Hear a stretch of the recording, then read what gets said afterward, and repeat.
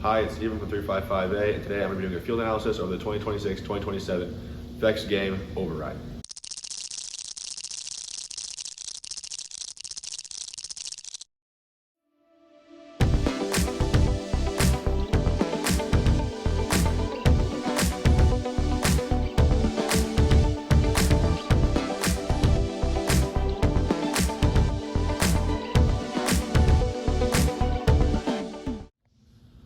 There's two things I want to point out about the setup of the new field.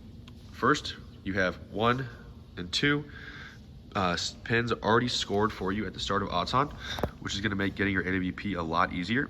The second thing I want to point out is that it's a very busy field in this middle section.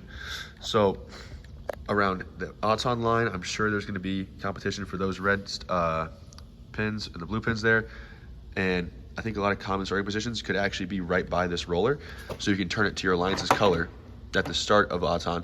That way, when you score the pins, and in this quadrant, they will be counted towards yours, even if it's on the yellow side, which will have a big effect towards getting your AWP. Speaking of the rollers, I want to point out that I think VEX did a really nice job designing these for this year. They turn and they hold their position very easily. There is like a middle position that it can kind of sit at, but a little bump of the wall and it will kind of like fall down. So I don't think we're going to have to deal with that section of the rulebook that was talking about how if it's a middle position, it doesn't count towards anybody's points. And there's a little slot right here that you can see that goes up and falls down into as it rotates. And I think of like a squishy roller will be able to turn these very easily. And it's not something you need to design your entire robot around.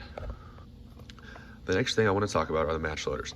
The match loaders are actually pretty rigid. They're made similarly to the parts from Pushback, and with the bent metal and the polycarbonate.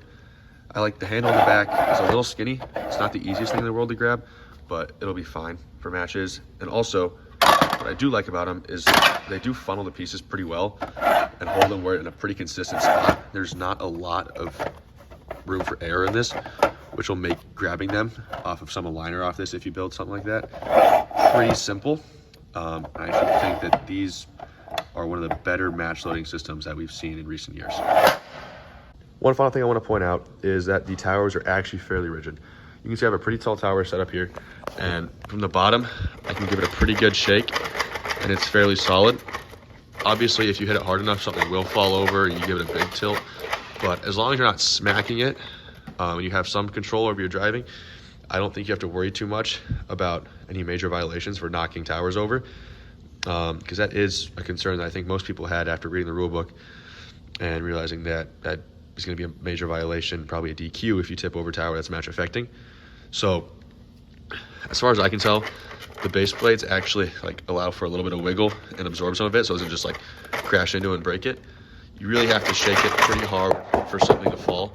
So obviously don't ram right into them with a stick or something, but I think it's interesting that these stick together a lot better than we thought they did. Thank you for watching our field analysis.